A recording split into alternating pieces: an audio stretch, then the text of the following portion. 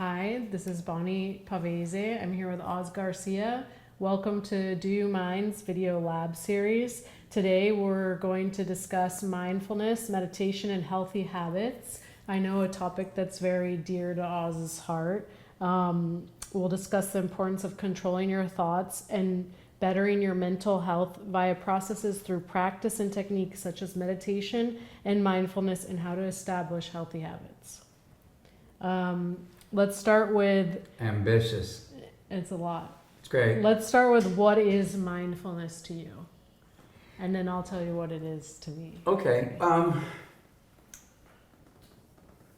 Mindfulness is an awareness, pretty much an awareness of what's going on with you.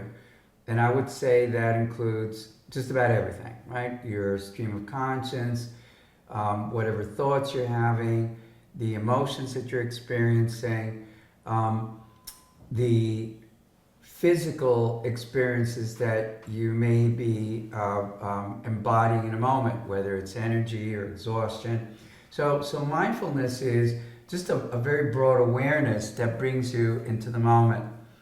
And it does take time to cultivate that. You're much less at the effect of what's going on with your body rather than an observer.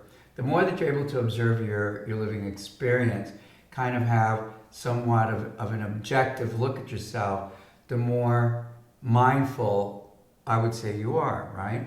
And it kind of reduces immediacy. So I'm not so prone, or you're not so prone to, if you're getting a text message, to immediately jump and be responsive. That's the quickest thing that I could think of. This is a mindless way of behaving. Mindfulness would be kind of recognizing the urge that's coming up and really deciding for yourself if indeed you want to dramatize and carry through on that impulse or inclination. So it is being, in the end, an observer of your own experience. I tend to agree with that. I think it's also finding solitude in yourself and sort of building this relationship with yourself, in that when you are in these stressful situations, like let's say it's at work and you're getting like caught up in the drama, to remove yourself and from the situation and be able to separate and focus on how to manage that stress level. But it's also when you're dealing with your mind-body connection, like let's say, I know you had the experience of COVID, and when I went through sort of a traumatic childbirth, just sitting in the hospital bed for a few days, being able to control your thoughts and say, I'm going to get out of here. Like, this is a process. Like, let me be patient with myself. Let me just remember that this is a process to get from point A to point B. Instead of letting yourself start to hyperventilate, and then you're not breathing, and then you're not, giving oxygen to your cells, then you're making all those processes, whether it be, stress in, like physically stress induced or mentally stress induced, like whatever it is, if you can maintain mindfulness and, like you've said in other episodes, recognizing your triggers quickly and how to respond to them. And I think that is really what we want to focus on in this this episode. Very good. Yeah, mindfulness is in many ways the opposite of the immediate response is mindless. Yeah. But what is mindless? And there's so many kind of subcategories that we could put in there. But like I said before, and like you just pointed out, it isn't responding to your triggers. Yeah. Right away, right? And if at all. Yeah. It's recognizing that you are an organism prone to being triggered, and as you're learning this, right? If anybody that's listening to this is coming in at any point of mindfulness or lack of it, but I was a very mindless individual, certainly when I was younger, and growing up in a family where anger was expressed very easily. The response of annoyance, getting annoyed very easily, getting irritated very easily. Growing up in that environment, I found that I had very little control over my emotions. If I was angry, that determined how I was going to behave.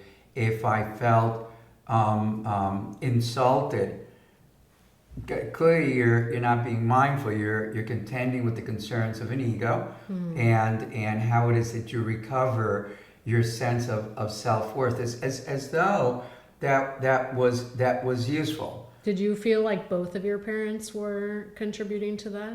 Very much so. Chaos, I guess. Is the best Yeah, way. these, we could. I mean, it's not an uncommon Yeah. background. No, I certainly. think it's very common, and it's a topic that's being discussed a lot now. Is setting your children up for success is really the way in which you communicate with them as children, right? And that's where, I mean, I'm sure we're all going to do things incorrectly that's going to fuck up our children. No question about it. But at the same time, I think being conscious of how you have control over your emotions, or you said something like emotional intellect. I forget. The term Emotional you used. intelligence, yeah. Emotional intelligence. Like, I guess if you can have emotional intelligence as a parent, which is probably easier to come by the older you are as a parent, the better, the better tools you're giving your children for repairing in the future, right? No question about it. But and also And being able to reach a state of mindfulness quicker, right? If you start teaching them, okay, like not everything's perfect, but these are self-coping mechanisms that we can implement. I think, yeah. well, it's also thinking before you act. Yeah. Right? Like understand. It's understanding that your emotions don't need to necessarily dictate how your conduct is going to unfold in the moments ahead. It's taking that moment where you're in your experience and you're seeing the experience that your body's kind of going through, and deciding if that particular experience is going to dictate your conduct. Yeah. Right? As opposed to your thoughtfulness, like actually stopping for a moment and reflecting on, well, wait a minute, if I do that, what's going to happen after that? What's step number 2, number 4, number 5? Let me reconsider if what I'm going to do is lose it. Yeah. Right? Be reactive, be triggered, or actually give myself a moment to think through what may be the appropriate response in this moment. Yeah. Right? Even if you're about to lose everything that you have, right? And it's not always easy. In fact, I don't think it's easy at all. I think you have to have a distinction, just like you said, starting early enough so that your parents, you would hope, by good luck, good fortune, and the way that life may have turned out, that they're interested in you being somebody who's well developed enough that you're not going to make impulsive mistakes. Yeah. Right? So mindfulness precludes impulsiveness. Right? And like I said, instant gratification or gratification. So we're looking at a way of being in the present that's allowing you to take all that's going on with you into consideration so that you act in a way that may be much more ecological for you and those around you and whatever endeavor you're involved in, Bonnie. And how did you go about finding mindfulness for yourself? What was your process of achieving it? Well, first of all, it took almost losing my life, as we've discussed often enough, and many individuals watching the show are aware of. I wrote a book about my experience with COVID. This was the biggest test of my life because I almost died. I almost died in the hospital. Here I am. I've lived this remarkable life, a life buttressed in large measure by some of the more remarkable health practices that have spanned almost 2/3 of my life overall, and yet I almost died from very severe COVID pneumonia. I think coming out of the hospital, I didn't have a choice but to start to cultivate being much more mindful, whereas before it was like everything was a free lunch. Yeah. My body was pretty much the way that I wanted it to be in terms of what I could expect from it. A lot of biological autonomy. I thought that I had free will in terms of how my thinking showed up for me. And after coming to the point where I almost died, where I almost lost my life, I just realized how mindless I really was. Where it was that I needed to actually begin to shore up my life and question my value systems. So to cope with a broken body um, I'd say the entry point to how I currently look at mindfulness. Did I have to almost die to get to the point where I'm paying attention? But I didn't have a choice. My body wasn't going to get better overnight, if at all. And I knew that what I needed to do was become very patient. It was almost like I heard the word patience for the first time. Like you're going to have to go through these steps and these stages, learning to breathe again properly, which leads us to our understanding that even doing breathing exercises can bring you into the moment, right? Can return you. If you just take that break and do a little breathing exercise for a few moments, anything that will begin to quiet the voice in your head and get you out of your default network, where what you're doing is thinking the worst in terms of this particular outcome driven by my feelings. I knew that patience, meditating, which is a tool to actually become mindful, were going to be the successful means by which I'm now much more aware of what goes on in daily life. And it surprises me to catch myself catching myself is interesting, to say the least. I think we're also doing deep dives into meditative practices. Dave Asprey's 40 Years of Zen, Jim Hart's Biocybernaut, Joe Dispenza's advanced retreat work where you meditate, like a power meditation for a week. All of these gave me the meditation tools that allow me to actually start to question a lot about my lack of composure. And okay, let's talk about meditation as an ancient science, right? Sure. It's been around, do we know how long? In traditional Zen Buddhist practices, we would say it goes back at least 2,500 years, right? But there appears to be adequate evidence that it may go back much further than that in different cultures worldwide. Okay. And so we talked about some of the key leaders. How do you elevate your meditation practice over time? Where would you recommend someone who's having a hard time getting into it? Where would you recommend they start? Because meditation is really like breathing, right? It's like correct. Counting your breath in, counting your breath out, and it's like getting a deeper breath into your body and allowing, however long that process is that you want to take, like you can get into different states of mind at the same time. But so at the most basic level, it's breathing in and out, especially correct. when your cortisol levels are being triggered. Very much so. But when you go deeper into it, like let's kind of explore the process of taking small steps to achieve this Joe Dispenza level meditation and what all that looks like. It came in steps. For me, it started back in the 1970s by doing different workshops in the human potential movement and learning how to do eyes closed visualizations, and all the way till now. There's a time span of 4 decades where now I'm very serious about it.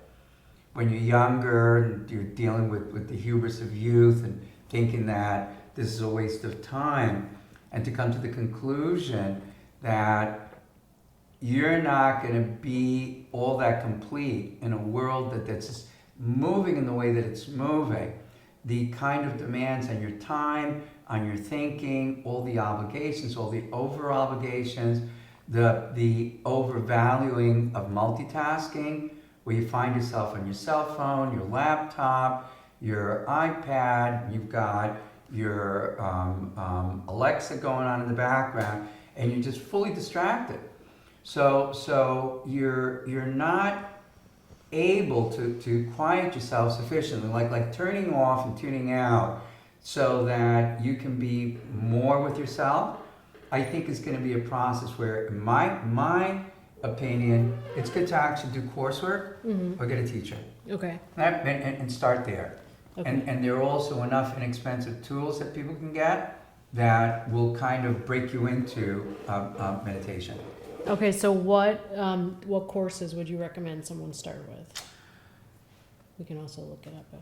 Yeah, I think You can start simply enough by doing, let's say, a good meditation app. Okay. And we've actually talked about Sam Harris's Waking Up. I think that that's great for beginners. I think that's really good for seasoned meditators. There's something for everybody there. And there's different schools of meditation that you can explore through that particular app. I think it's one of the best crafted, overall, really well thought out. So being guided is terrific.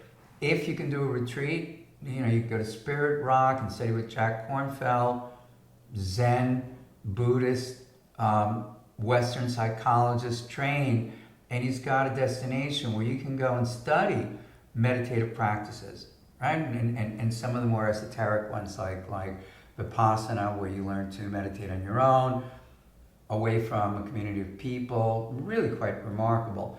And all the way up to, again, 40 years of Zen, which I found to be quite remarkable in terms of learning how to be patient enough to understand that you can't get meditation wrong. Right? A minute a day, 10 minutes a day, all the way to the course that Joe Dispenza is doing 8 to 12 hours a day. But getting education, getting into a coursework or finding a teacher, and that's not all that difficult or good at. And I guess from there, how do you get in the habit of doing it?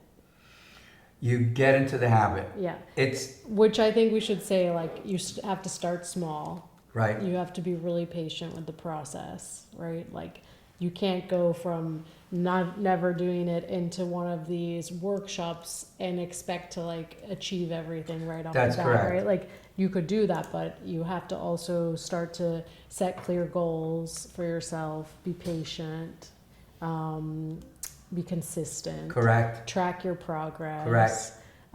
And then accountability, I think, is a really important one when you're trying to set up a habit. Is how are you going to hold yourself accountable? Is that like making a reward system with yourself? Is that telling your family and friends? What is it that holds you accountable to this goal that you're setting for yourself, right? Yes. I think knowing what it is that you're looking for, why would I want to meditate, and understanding that there's tremendous return on investment. Like anything, there's no real shortcut. Yeah. There are intensives, there are particular courses that are a hack, a massive hack, where you're just compelled to become a master sooner than later. But that doesn't mean that once you're out of that environment, you're now a meditator. Yeah. You got to practice it every day. Yeah. And even sometimes I fall out of the habit. But I'm well aware when I'm away from the habit for too long, and I kind of return to the meditations that I like. I think an incentive for me also, certainly with the Sam Harris app, is the accumulation of points. It's kind of like an Aurora ring. So a reward system. Correct. Yeah. Like all of a sudden You're realize... getting like your dopamine hit from seeing that you're hitting like your target value. Exactly. Yeah. And that works for some people. I think also, like, for me, what I like are like guided meditations. Love them. That are more specific to healing. Sure. You know, if you can find someone who's sort of like a coach that you could speak to directly, who can kind of show you a little bit, maybe you do one breathwork course with them. You can buy some guided meditations from them, download them, listen to them, and then just while you're listening, you just breathe in and out and you follow sort of the guidance. And I think those work really well for people who it's harder to like set your focus and tap in to meditation. No question I about think, it. and then I know some people, once you really do tap in, you can stay in this state for like 40 minutes and get really, deep into your daydreaming. Well, these days I can stay in my meditative state for that period of time and longer. And again, it's been a very lengthy process, so that an hour and a half or 2 hours of meditation feels like 10 minutes. This is amazing that I've gotten to that. But it wasn't always like that. It requires a lot of discipline in your life and a lot of available time. Correct. And I think not everyone listening has that. Like, a lot of us have so many things going on. It's really hard to find that. But I think if you can just set, like, I'm going to do this 10 minutes a day. Or 20 Yeah. minutes, let's say. or 20 Good minutes. 10, 20 Let's minutes. start with 10, because for people who are struggling, I think when you put a number out there like 20 minutes, it feels like a lot. Yeah, 10 minutes. And you're going to get results at 10 Yeah, minutes. you can will. get results at 2 minutes, actually. And then you can slowly, by each week, increase how many minutes you're doing Correct. and set your goal of what it is you want to achieve in That's doing that, right? Yeah, that's where I think, for instance, some of the apps like, like Calm, Headspace, these are really terrific ones to kind of get you started. And there was the one that we were discussing in the earlier session, which is kind of a hypnosis one, right? But it also moves you into mindfulness meditation, like reverie. So you got choices, like what flavor is going to suit you the best, right? And in that regard, if you're getting a guided meditation for 10 minutes, anybody can do 10 minutes at any point in their day. I think after the amount of time that I put into it, I'm interested in finding where I'm going to put the space into, like, hey, I can pull off a 40-minute meditation or an hour, because I'm well aware of how the rest of the day is going to go, or my sleep is going to go, for instance, right? Yeah. And if you find yourself in a stressful situation and you really want to go meditate, but you can't, I think that's where the mindfulness comes into play, of just like taking a couple minutes to decompress, right? Well, let's like say, going to the bathroom for a couple minutes and just breathe, do your breathing we'll get a exercises. breathing app, like box breathing, where you learn to inhale, hold your breath, exhale, hold your breath, repeat the pattern. Yeah. This is a really good entrainment tool. It was one of the early ones that I got. Here I was a runner for decades, and I thought I really understood breathing from a runner's point of view. But it's very different when you're learning to breathe to achieve a state of meditation. Yeah. Right? So a breathing app can be very useful to begin with. There's breathing devices that I think will also train you really well. The Breather, AeroFit. These are devices you can get on Amazon that not only train you to be a better breather and put you into a rhythm and a tempo, but it also builds up cardiovascular capacity. That was one of the ways that I learned about these devices. But the fact that it taught me how to regulate my breathing, right, and to get into a rhythm and a harmony that then I could actually take into how it is that my mind started to go quiet. Mm-hmm. And so from there, establishing this as a healthy habit, I think that's hard for people to stay disciplined with it. I find, at least, like, it's once you get going with it and then you're like, okay, again, I don't really need it right now, and you didn't form a habit as keeping it in your day-to-day, you just sort of used it in crisis moment. So I think there's some good industry leaders out there who are helping with healthy habits. There's David Goggins. Absolutely. BJ Fogg, his Correct. book Tiny Habits. James Clear. James Clear was as you know, critical for me when I was in the hospital recovering from COVID. Thank God I have my iPhone, and I had Atomic Habits on Audible, and it was what allowed me in tiny little steps to actually start to recover my health, rather than the immediacy of oh my God, I'm never going to achieve this. Using James Clear's way of thinking, embodying that, which was, can you actually make it from the bed to your night table? Yeah. And it may take you 10 steps to get there. Next time it'll take you 8. Next time it'll take you 5. That was pretty remarkable. And it isn't atomic habits, it's something big, but little tiny atom-sized atomic habits that gets you there. And I under think all circumstances. even just hearing this sort of us talk about it, it sticks in your head when you're in those moments of just saying, like, okay, I've got to make it. I've got to get out of the bed today and make it to the chair. Okay, tomorrow I want to walk down the hallway. Like setting your small goals each day helps, right? That makes under a all big- circumstances. yeah. And then David Goggins, who's like pretty popular now, he's been on Joe Rogan a few times, former Navy We SEAL. love So he kind of has these different steps His whole thing is like everyone's life is fucked up. Some people are just better at hiding it than others. That's right. And then he's kind of come up with this sort of constructive way of forming, building healthy habits to help with your physical and mental health. Extreme work ethic, embracing discomfort, daily training, visualization techniques, accountability again, which we said, setting goals, and positive self-talk. Correct. And I think all those are really valuable points, and anyone who wants more information can grab his book. Yeah, and also his podcast. Yeah, and just kind of grabbing him on Joe Rogan, Yeah. right, or any of the episodes that he's been on.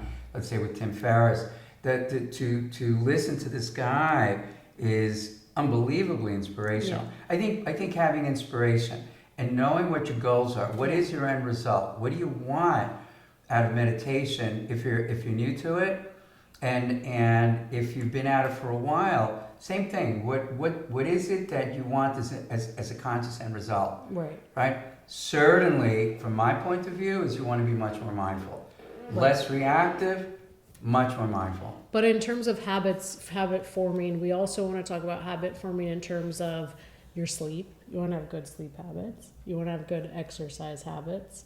And you want to have good eating habits. That's correct. And you want to build these habits so that you're not constantly derailing. Like you don't want to always be on the crash diet, or like always just rely on intermittent fasting, or just rely on your running, right? Like everything needs to be habit forming so that in these foundations that are important to us, we're able to, if we get off track, go back to it, because it's become like a daily habit in our life. No question about it. Being mindful would be a requirement to actually keep all of those together. Yeah. Right? It works both ways. Mm-hmm. You're accruing mindfulness as you're doing these, and at the same time, it's an awareness that's moving you so that the quality of your life, your living experience, is rewarding. Yeah. Right? Less bad times, less bad feelings, more fulfilling moments in your life. And so to that end, it's how well you're educating yourself too, right? That's why I said before, the different teachers that I think we should expose ourselves to, that have life lessons about best ways to be a mindful human being, right. Best ways to learn meditation, and best ways to actually learn to be good at breathing in ways that calm your nervous system down, get you off the ledge of anxiety, and calm the heat within your body. And also Andrew Huberman's coined term, non-sleep deep reset. Correct. Which to me sounds a bit like daydreaming when you break it apart. But for him, it's a little bit more complex, and it's kind of a simpler form of a state of hypnosis or a state of meditation. Yeah, exactly. And it would, he's combining different aspects of traditional breathing practices, visualizations, and it's something you can do pretty quickly to kind of retune yourself and rebalance yourself in a moment. So there you're talking about learning how to combine breathing with what he calls body scanning. That's where you go into meditative state. Maybe you're listening to a YouTube track on scanning your body, or you've got a good meditation from any of the apps that we talked about, and you learn to scan your body while you're breathing, and it could be 10, 15, 20 minutes. It's enough to actually return you to the moment, to being in a mindful moment, right? What Joe Dispenza calls the big now. Yeah, the big now. So talk to me a little bit about Joe Dispenza's retreat that you just were recently at, and an example of maybe being in a state of anxiety and finding calmness in the process. I never would have thought that I would get as much value out of a particular course, having been doing so many courses in the Human Potential Movement for so long, and thinking that I knew all that there was to know about meditation, having all the meditation devices, and all of a sudden being put in an environment where You can't have your cell phone. You have nothing to do really except pay attention to cultivating mindfulness for up to 8, 9, 10 hours a day in the course, maybe longer. So you're learning how to use breathing in an environment where you've got 2,000 students more or less with you, that you would think it wouldn't be all that private, but it's very private and discreet. Well, at the same time, you've got the great energy of 2,000 people meditating all at once, and here you are. Yeah. Right? And how much I got out of it, like how much sweeping away of trauma, how much my concerns and worries stopped, and finding that through this kind of intensive meditation practice, I could be much more present to the world. I mean, when I came back to New York, I recall extremely well, and even more so recently, how I just had nothing to say to myself. My default mode seemed to have gone quiet. And looking inside my head for where's the little me inside of me, where's that voice, which is an illusion anyway. Yeah. Right? Gone. And certainly, if you don't keep the practice up of doing mindfulness meditation and so on, it returns. But so many good quality things came of it in terms of my behavior, my ability to observe my own living experience, and choose better, choose with greater wisdom how it is that I'm going to conduct myself on a daily basis. You're learning very quickly from the things that you're exposing yourself to. Do I really want to do that again? And bringing, I would say, certain toxic practices out of your life, certain toxic people. So there were great rewards that came out of working with Joe that I would never bet on. And what other, we talked about some apps and some workshops. I think we talked about some books, right? Yes. Are there any other tools we want to add for the audience at home that they can, seek out themselves to help educate more on the topic? The Muse device, right? The Muse device is wonderful. It looks like a little headband, and it's kind of like a neurofeedback device. It is terrific for learning how to quiet your mind and go into a mindfulness meditation. That, I think, is for the price point. It's a couple of $100, and monthly membership gives you great training for 5-minute, 10-minute meditations up to 2 hours if that's what you want. So I'd say on the top is Muse. I love Sensate. Mm-hmm. Sensate is kind of an interesting device that calms your vagal nerve down while it's also calming your mind down. Sensate is one of my favorites to give you a good 20-minute calm down. I wouldn't say it necessarily teaches you how to meditate, but it certainly stimulates vagal nerve function and puts you in a very mindful state too. There's a number of others that I think support you in that. There's V-Light, which is the use of LED lighting in a device that you can actually wear. And for many people, it gets them into a state of alpha. Alpha is more or less where you're going to find yourself being in a state of meditation. Mm-hmm. Right? And that's just one of a number of brainwave states that you can move into that you want to be in, and you're gonna accomplish being in by being a meditator. So different. There are other ones out there that I'm looking at to see what's the value, but I think those are among my top ones too.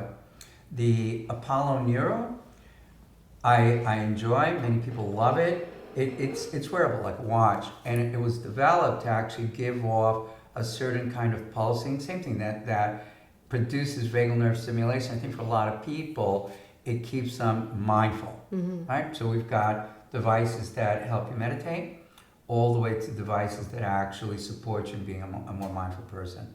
That's great. Well, thank you for tuning in today to our episode on mindfulness, meditation, and healthy habits. Hopefully there's some good takeaway for you here to set your goals and stick to them, create some discipline. If you liked what you saw, subscribe below, and we'll see you in the next series. Thanks, Bonnie. Okay.